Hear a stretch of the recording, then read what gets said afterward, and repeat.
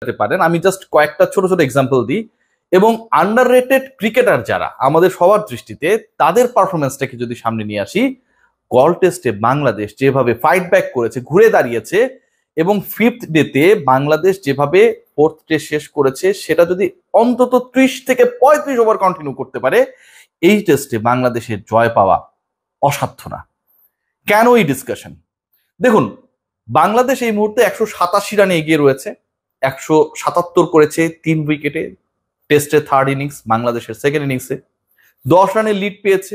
একটা সময় মনে করা হচ্ছিল যে শ্রীলঙ্কা আলটিমেটলি তাদের প্রথম ইনিংসে বাংলাদেশের থেকে বেশি রান করবে, তারা 10 কম করেছে। 117 রানের বেশি তারা অ্যাড করতে পারেনি, 368-তে 4 ছিল, তারা শেষ পর্যন্ত অল আউট হয়েছে 485-তে।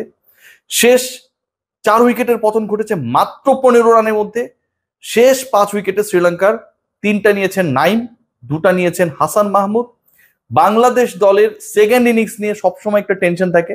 প্রথম ইনিংসে অলমোস্ট 500 করেছে, বাংলাদেশ খুব ভালো খেলে ফেলেছে।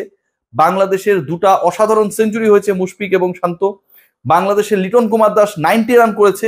সো বাংলাদেশ যেহেতু প্রথম ইনিংসে ভালো খেলেছে, লিড নিয়েছে, এরকম সার্কামস্টেন্সে আমরা কি চিন্তা করি, কি ঘটে, বাংলাদেশ কি করে?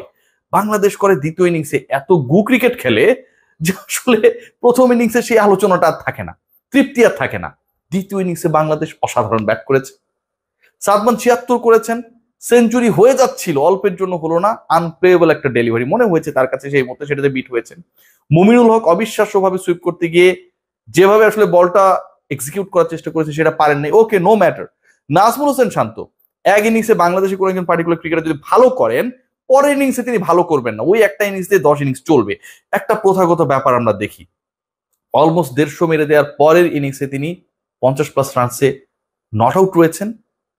খেয়াল করে দেখবেন যে পুরো মাইনরিটি, লাইমলাইটের বাইরের ক্রিকেটার যারা,